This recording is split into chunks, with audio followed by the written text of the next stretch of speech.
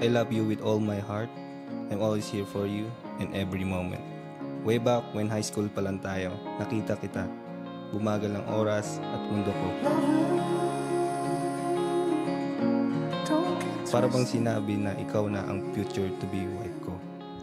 Sa sobrang crush kita, natorpe ako. Kahit tanungin ang pangalan mo, takot ako.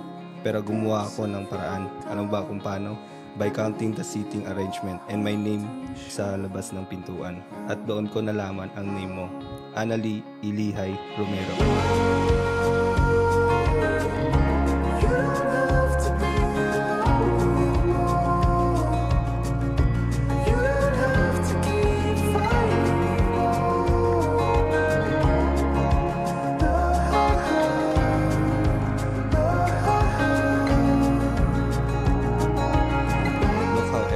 Our relationship history, but here we are right now. Natupad na ang prayers ko kay Lord na makasama ka, at ito ngayon mapakasalan ka.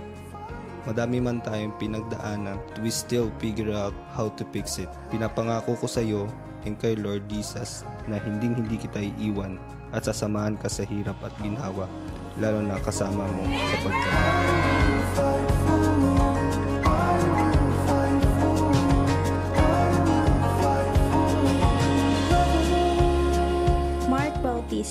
Lalab ko, mahal ko, at ngayon asawa ko na.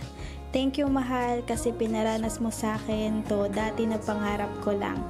Thank you kasi you always treat me like a princess, na kahit madalas akong dragon sa'yo.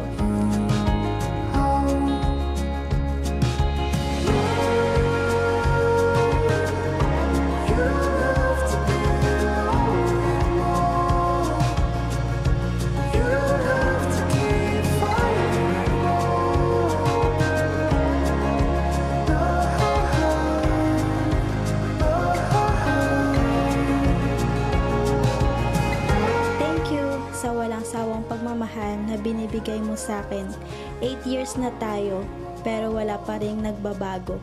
Tulad pa rin ng dati. Sa loob ng 8 taon, never mo ako sinaktan, never mo ako binigyan ng sakit sa ulo, never kang naging mali sa paningin ko. At yan ang pinagmamalaki ko sa buong mundo, na may Mark Bautista akong tulad mo.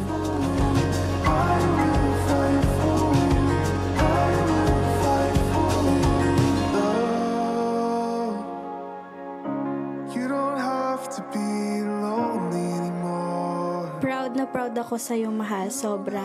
Ikaw ang blessing ni Lord sa buhay ko, na habang buhay kong pasasalamatan. I promise, mahal ko, iingatan at aalagaan kita sa abot ng aking makakaya. At sa panahon na malayo tayo sa isa't isa, lagi lang natin tandaan na ang Diyos ang sentro ng ating pagmamahalan. You don't have to keep fighting anymore. Mahal ko, I love you so very much. Ikaw lang, mahal. I can't imagine my life without you. Ikaw ang buhay ko. Pinagmamalaki kita sa lahat-lahat. I love you, love, forever and ever. I will fight for